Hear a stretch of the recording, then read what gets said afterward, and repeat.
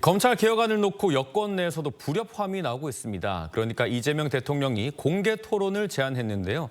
여기에 정청래 대표는 전광석화처럼 해치우자고 밝히면서 당정 간 온도차가 이어지는 모습입니다. 특검팀이 수사 개시 58일 만에 김건희 여사를 구속 상태로 재판에 넘겼습니다.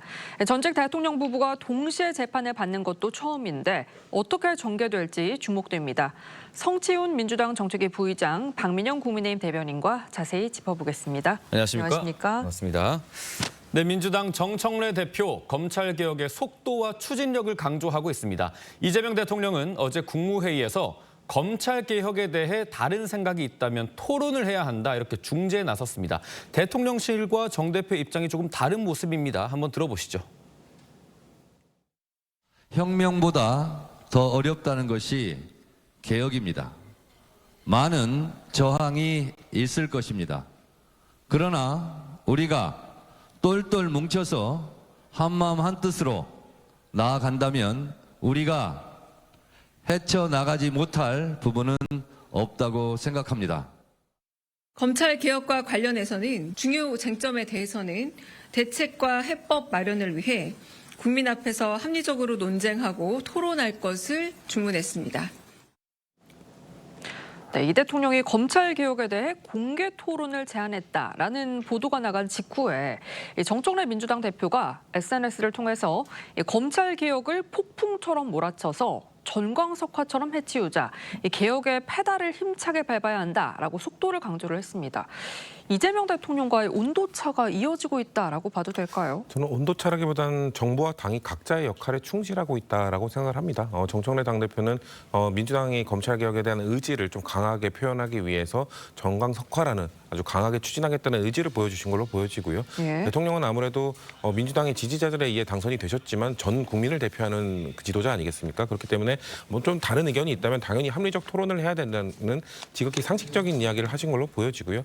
저희 민주당이 좀 고민해야 되는 부분은 사실 1차 검찰개혁이라고 할 수 있는 문재인 정부 때 통과시켰던 공수처 법안이 공수처를 지금 바라보는 국민들의 시각이 그렇게 온당치만은 않거든요. 그렇기 때문에 그 당시에도 어떻게 보면 힘으로 좀 밀어붙였던 부분이 있기 때문에 2차 검찰개혁 역시 우리가 힘으로 밀어붙이게 될 경우 국민들의 여론이 나빠질 가능성도 있다. 그렇기 때문에 공개적으로 합리적으로 토론을 하면서 국민들께 설득하는 과정이 있어야 된다라는 대통령의 주문이 있었던 거기 때문에 강한 의지를 갖고 추진하되 다른 목소리도 충분히 수렴하는 저는 그런 모습을 정청래 대표가 보여주실 거라고 생각합니다. 지금 민주당에서는 아무래도 추석 전에 이 검찰개혁을 밥상머리에 올리겠다라는 취지인 것 같은데 정성호 장관은 좀 신중론을 펼치고 있잖아요. 이재명 대통령이 토론을 해야 된다라고 한 것도 거기에 좀 힘을 실어준 거라고 봐야 될까요? 네, 사실 민주당 같은 경우에는 강성 지지층만을 바라보는 정치를 하고 있다라고 생각을 합니다. 그런데 이재명 대통령 같은 경우에는 성춘 부의장께서 잘 말씀을 해주신 것처럼 자기 지지자들의 대표가 아니라 국민의 이제 대표로 거듭난 그렇습니다. 것이거든요. 네. 그렇기 때문에 어떤 국정을 행함에 있어서 전 국민적으로 미칠 영향들, 그러니까 문제인식을 넘어서 어떤 부작용들이 있을지에 대한 종합적인 고려가 필요하다고 생각하는 게 상식적이라고 봅니다. 저는 그 대리인격으로 정성호 법무부 장관이 속도 조절을 요청을 했다라고 하는 생각이 들거든요. 그렇군요. 실제로 민주당의 속도전만 강조해서 밀어붙였던 공수처 신설과 검수완박들 다 많은 부작용들이 노출되고 있습니다. 이를테면은 고의정 사건 같은 것도 검찰의 초동 수사가 미비했기 때문에 미제 사건으로 남을 수 있었던 것을 그나마 보안 수사권이 검찰에 있었기 때문에 바로잡았다라고 봐야 되거든요. 네. 그런데 지금 민주당이 추진하는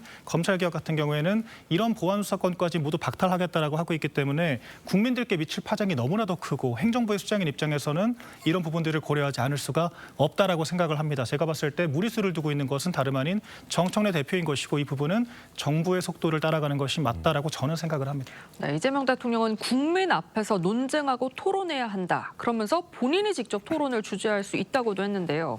이 대통령이 직접 나선다면 돌파구가 될 거라고 보시나요?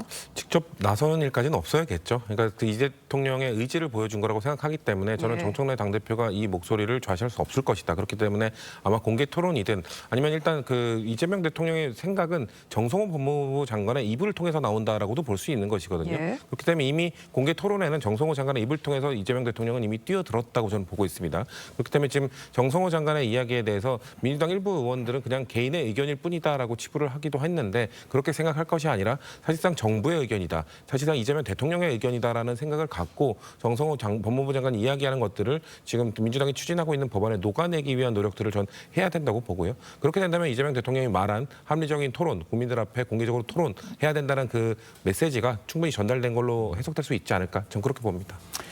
네, 이런 상황에 화제가 된 인물이 있죠. 이문정 서울 동부지검장입니다. 저희가 잠시 후에 영상을 보여드릴 텐데 정성호 법무부 장관의 검찰 개혁안을 두고 눈 가리고 아웅하는 수준이라고 비판을 했습니다. 그리고 이 개혁안이 친윤 검사들에게서 나온 것이다. 정성호 장관도 그들에게 장악돼 있다라고 직격을 했습니다. 소속 부처의 장관을 이렇게 공개 저격하는 상황 저희가 좀 어떻게 봐야 됩니까? 굉장히 주제넘은 상황이라고 봐야겠죠. 그리고 이문정 검사장이 지금 현직 검사장이지 않습니까? 그렇습니다. 윤석열 정권 당시에 한직을 맴돌던 이문정 검사장을 동부지검 검사장으로 임명을 해준 것이 바로 이재명 정권 인사들입니다. 그런데 이 부분들에 대해서 검찰개혁 오적이라고 해서 주요 인사들, 자신의 상관들까지 다 비난한 것뿐만 아니라 네. 대통령의 인사권에 대해서도 사실 겨냥을 한 것이거든요. 이런 것들은 굉장히 월권이다라고 저는 생각이 들고요. 정치인들조차 이 정도 수위의 발언을 하게 되면 논란이 일기 마련인데 현직 검사장이 이런 발언하는 것 자체가 굉장히 저는 쉽지 않다 판단하기 이런 생각이 들고 심지어는 민주당 내에서도 이런 주장을 받아들이기 어렵다라고 생각하는 분들이 많을 거라고 저는 생각을 합니다. 근데 또 그중 일부에서는 오히려 이재명 정권의 속도 조절론을 비판을 하면서 이문정 검사장에게 힘을 실는 사람들도 있거든요. 저는 이런 것들이 민주진영 내에서 현재 벌어지고 있는 검찰 개혁을 둘러싼 갑론을박 한 발 더 나가서 자중질환의 시발점이라고 생각을 하고요. 이런 부분들을 어떻게 잘 중재를 할 것인가가 이재명 대통령의 국정 실력을 보여주는 시험대가 될 것이라고 생각을 합니다. 네, 말씀하신 것처럼 이문정 지검장 검찰 개혁의 걸림돌이 되는 검찰 개혁 오적을 구체적으로 규정하기도 했는데요. 어떤 인물들이 포함되어 있을까요? 들어보시죠. 봉욱 민정수석, 이진수 차관, 성상원 검찰국장, 노만석 대검차장, 김수홍 검찰과장이 검찰개혁 오적이니까 그러니까 이 사람들과 함께 그 김앤장 등 5대 로펌과 유대가 결국은 법무부 장관님과 대통령님을 속이는 게 아니냐. 그것. 네, 이문정 지검장, 검찰 개혁 작업에 관여하는 봉욱 민정수석, 이진수 법무차관 등을 로펌과 유착이 되어 있을 수 있다. 검찰 개혁 오적으로 규정을 했습니다. 말씀하신 것처럼 상당히 이례적인 일인데 의외로 민주당에서는 이런 강성 의견도 있어야 된다라면서 문제를 삼지 않는 분위기가 좀 커 보여요. 문제를 삼지 않는다기보다는 그 문제를 삼게 될 경우 일이 더 커질 수도 있거든요. 안 그래도 이 당과 정부의 이견이 있다라는 인식을 국민들께 이미 드렸는데 검찰 내부에서도 뭔가 동부지검장의 입에서 또 다른 이야기가 나온다. 그러면서 대통령이 인사권을 행사한 사람들에 대해서 오적이다라고 규정을 하는 것을 너무 키워버리면 당 내부에서 정부 내부에서도 갈등이 너무 커지고 있는 것 아니냐는 인식을 드릴 수 있기 때문에 아까 말씀하신 것처럼 민주당 내부에서도 이견이 있는 상황이라 이문정 검사장의 이야기에 동조하는 사람들도 분명히 있겠죠. 근데 그렇다고 해서 거기에 힘을 실어주고 이문정 검사장이 잘하고 있다 이렇게 판단하기 때문에 지금 문제 삼지 않은 것이 아니라 너무 갈등이 커질 수 있기 때문에 좀 물밑에서 조율하고 뭔가 이견들을 조율해 가기 위한 그 국민들께 그런 모습들을 보여드리기 위해서 굳이 공개적으로 저 발언에 대해서 비판하지 않는 것이다. 저 개인적으로는 이문정 검사장의 발언은 매우 부적절했다고 생각합니다. 예, 정청래 대표는 추석 전까지 검찰, 언론, 사법개혁을 완수하겠다는 의지 또다시 강조하고 나선 건데요.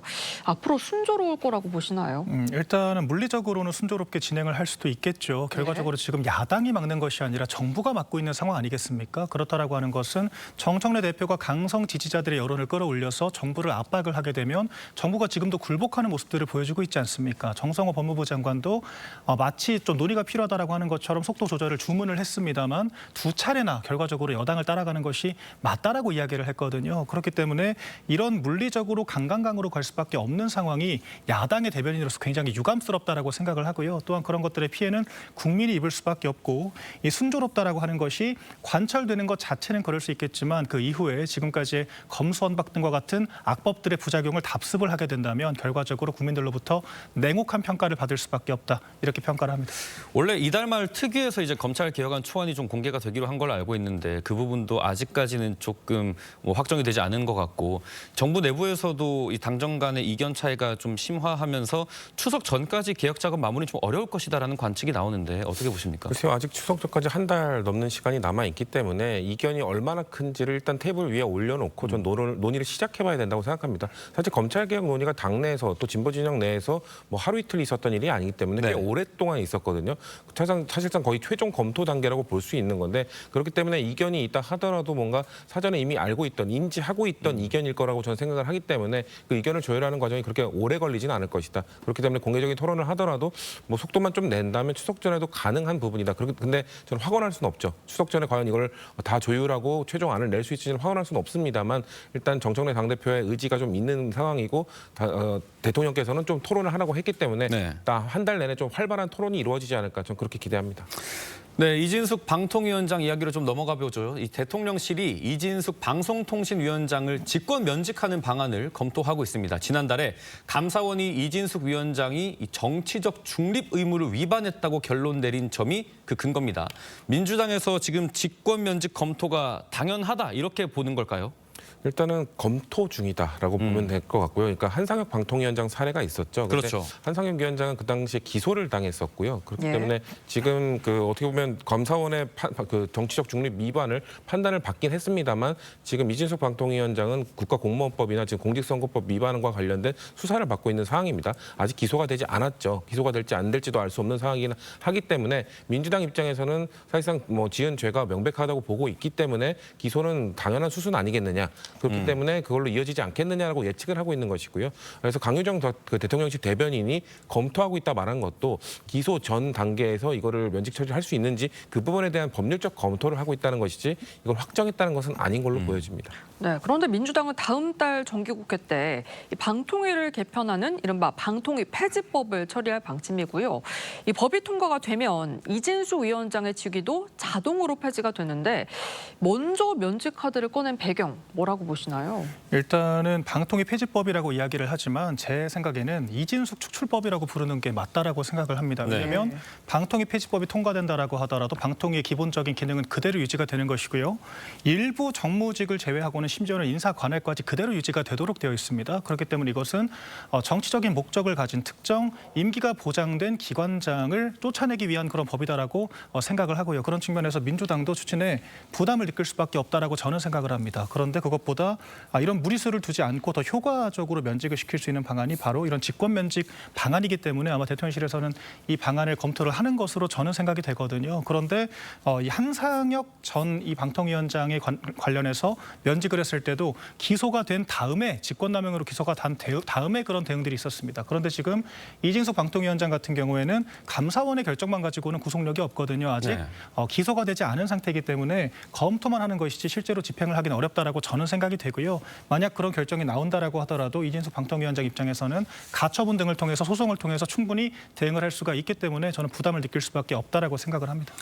네, 이제 특검 소식 좀 알아보겠습니다. 특검팀이 수사 개시 58일 만에 이 김건희 여사를 재판에 넘겼습니다. 전직 영부인이 재판에 넘겨진 거 처음이고요. 전직 대통령 부부가 동시에 재판을 받는 것도 처음인 사상 초유의 일들이 일어나고 있네요. 좀 어떻게 보셨습니까? 일단은 개인적으로 안타깝게 생각을 합니다. 또 저희 당 입장에서 봤을 때도 어쨌거나 저희 국민의힘이 배출한 대통령의 그런 부부가 모두 다 수사를 받고 있는 상황이기 때문에 기본적으로 유감스럽고 안타깝다 이런 말씀을 드리고요.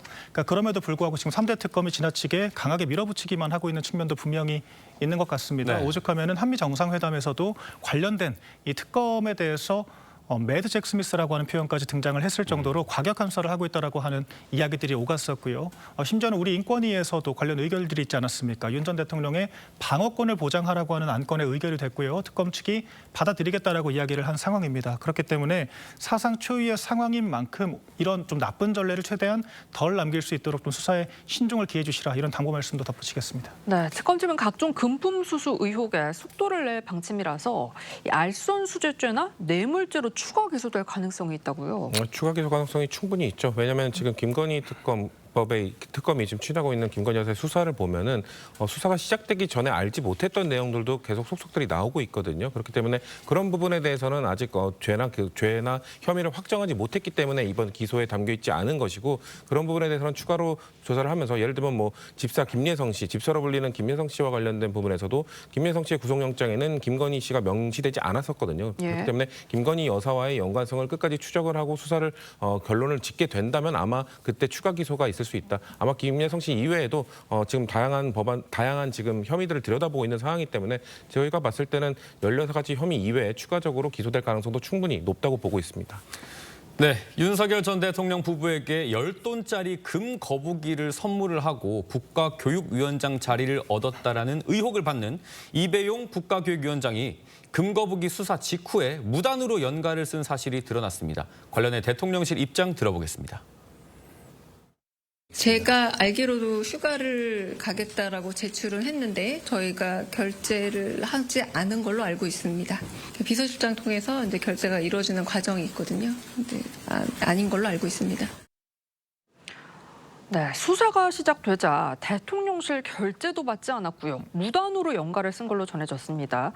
민주당에서는 이배용 국가교육위원장의 자진 사퇴, 재차 촉구를 하고 나섰거든요. 네, 만약 이런 부분들이 수사가 시작되니까 수사를 회피하기 위한 목적으로 그랬다라고 하는 것이 충분히 확인이 된다라고 하면은 뭐 관련된 조처들이 있을 수도 있을 것 같습니다. 그런데 아직까지는 이 혐의가 그렇게까지 구체화되진 않았다라고 저는 생각을 하거든요. 네. 이 금거북이가 발견된 것도 그 김건희 여사의 사과가 아닐 뿐더러 이 금거북이가 700만 원 상당이라고 전해지고 있습니다. 네. 그런데 이 국가교육위원장이라고 하는 자리가 장차관급 의전을 받는 직속 자리거든요. 네. 그렇기 때문에 700만 원의 자리를 팔아넘겼다라고 하는 것도 적합한 것인가? 그러니까 이게 과연 대가성 그 자체로 인과성이 성립될 수 있을 것인가를 또 지켜봐야 한다라고 생각을 하고요. 실제 그 해당 선물에 담겨 있었다라고 하는 그 메시지가 당선을 축하드립니다라고 하는 굉장히 드라이한 메시지 외에는 추가적인 증거를 발견하기 어려웠다라고 지금 전해지고 있거든요. 그리고 지금 이배숙 위원장 같은 경우가 과연 이 뇌물을 주지 않고서는 그 자리에 갈 수 없을 정도로 결격 사유가 있는데 이것 때문에 그 인과적으로 임명이 됐다라고 하는 결정적인 증거가 나와야만 한다라고 저는 생각을 합니다. 네. 그렇기 때문에 아직 혐의를 예단하기 어렵다라고 생각을 합니다. 그러니까 그래도 그 금거북이의 가격과는 상관없이 그 국가교육위원장이라는 장차관급 인사를 자리를 맡게 된 사람이 윤석열 대통령이 당선됐다는 이유로 그쪽에 이 600만 원에서 뭐 그 당시에 금 가격이 뭐 얼마인지 모르겠습니다만 대략 그 정도 가격에 이런 금거북이를 건넸다는 것 자체가 매우 문제가 있는 것이고요.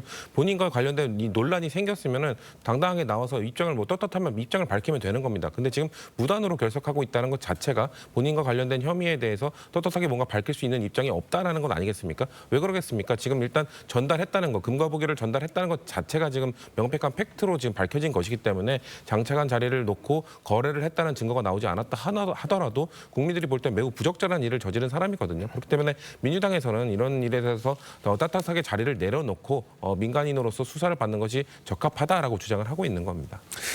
네, 지금 통일교 측으로부터 불법 정치 자금을 받은 혐의로 구속영장이 청구된 인물이 또 있습니다. 국민의힘 권성동 의원인데 국회 체포 동의 절차가 시작이 됐다고 합니다. 앞으로 좀 어떤 절차가 남아 있습니까? 일단 권성동 전 원내대표 같은 경우에는 지난번 강원랜드 그 채용 사건의 수사를 받을 때도 스스로 불체포 특권을 포기하겠다라고 밝혔고요. 그렇죠. 당시에는 영장이 결과적으로 기각이 됐습니다. 이번에도 당당하게 특검 수사 임하겠다라고 이야기를 하고 불체포 특권을 포기했다라고 말을 했습니다. 그런데 그럼에도 불구하고 법적 절차상으로는 국회 인준이 있어야지만 동의가 있어야지만 체포영장을 집행을 할 수가 있거든요. 그렇기 때문에 지금 9월 초 새로운 회기가 시작이 되면 아마 관련된 안건이 국회로 넘어오게 될 겁니다. 그때 이제 저희 입장에서는 장동혁 대표가 이렇게 표현을 했습니다. 권성동 의원의 그런 의견 자체를 굉장히 존중하지만 우리가 또 방어를 해야 될 부분들이 있지 않겠느냐. 네. 특검의 무도한 수사에 대해서 대응을 하겠다라고 하는 취지의 입장을 밝혔거든요. 이 말은 즉슨 권성동 대표의 의사와 무관하게 저희가 체포 동의안을 무조건적으로 의결에 동의할 필요는 없는 것이다. 이런 입장을 밝혔다라고 생각을 하고요. 물론 그럼에도 불구하고 지금 민주당이 압도적 다수 의석을 차지를 하고 있기 때문에 민주당이 주도를 한다라고 하면은 통과는 될 것 같습니다. 그러나 지금 한덕수 전 국무총리의 영장도 법적인 다툼의 여지가 남아있다라고 해서 기각이 됐던 만큼 특검의 무리한 영장 청구가 무조건적으로 발부한 결과로 이어지지 않을 것이라고 하는 점도 덧붙이겠습니다. 네, 말씀하신 것처럼 권성동 의원 2018년 강원랜드 채용 비리 혐의로 검찰에 구속영장이 청구됐지만 당시에도 불체포 특권 포기를 선언하고 영장 실질 심사를 받기도 했죠. 관련 발언과 국민의힘 입장 들어보시죠. 저는 그게 물론 이제 당시 집권 여당과 정부의 어떤 정치 탄압에 의한 수사였기 때문에 불체포 특권을 사용해도 되는 그런 사안이었거든요. 제가 워낙 떳떳하고 당당했기 때문에 오히려 가서 받는 것이 저희 억울함을 호소하는 바른 길이다 이런 생각을 했습니다. 저희 당에서는 권성동 의원께서 말씀하신 그런 부분에 대해서 그 뜻을 최대한 존중해 드리겠습니다. 그러나 이런 적치특검의 무도한 수사에 대해서는 강력히 규탄하도록 하겠습니다. 자, 권성동 의원은요, 특검 조사에서 통일교 한학자 총재를 2번 만났다, 큰절을 한 사실은 있다. 그런데 돈을 받은 사실은 없다 이렇게 주장을 한 걸로 전해집니다. 이게 구속영장 청구에는 좀 어떤 영향을 미칠까요? 근데 지금 일단 한학자 총재를 만났다는 걸 인정을 한 부분이 그렇죠. 있고 지금 권성동 의원이 받는 혐의가 그것뿐만이 아니잖아요. 통일교회 윤 전 본부장으로부터 22년 1월 5일 날 만났고 그 윤 전 본부장이 수첩에는 1월 5일 날 큰 거 하나 서포트라는 메모가 남겨 있고 또 만난 이후에 권성동 의원에게 직접 문자를 보내서 그 돈은 후보자를 위해 써달라라는 문자를 보낸 게 확인이 됐습니다. 그렇기 때문에 그것 이외에도 사실 권성동 의원과 관련된 그 통일교 교인들의 그 당원 가입 그래서 전당대회를 도와주기 위한 그런 갖가지 의혹들이 있는 상황이기 때문에 그냥 한학재 총재를 만났다. 근데 나 돈을 받지 않았다. 큰절만 했다. 이렇게 변명한다고 하더라도 저는 구속영장을 검찰이 청구하는 데는 전혀 영향을 주지 않을 것이다. 워낙 많은 증거들과 혐의가 있다라는 말씀드리겠습니다. 네, 일단 사실 그것만 가지고는 저는 구속영장이 발부되기는 어렵다라고 생각을 하고요. 지금도 통일교 측에서 발견된 일부 증거만 있는 것뿐인 것이지 직접적으로 권성동 전 원내대표가 그런 금품들을 수수했다라고 하는 직접적인 증거는 발견되지 않았습니다. 네. 또한 권성동 원내대표가 스스로 불체포 특권까지 포기하겠다라고 할 정도로 그 수사에 협조적으로 임하겠다라고는 입장을 보이고 있기 때문에 이런 것들이 반드시 불구속 수사가 원칙인 상황에서 구속 수사로 전환을 해야 될 정도의 상당한 사유가 있느냐에 대해서는 다툼이 있을 거라고 저는 생각을 합니다. 네, 지금까지 정치권 쟁점 짚어봤습니다. 두 분 말씀 여기까지 듣겠습니다. 감사합니다.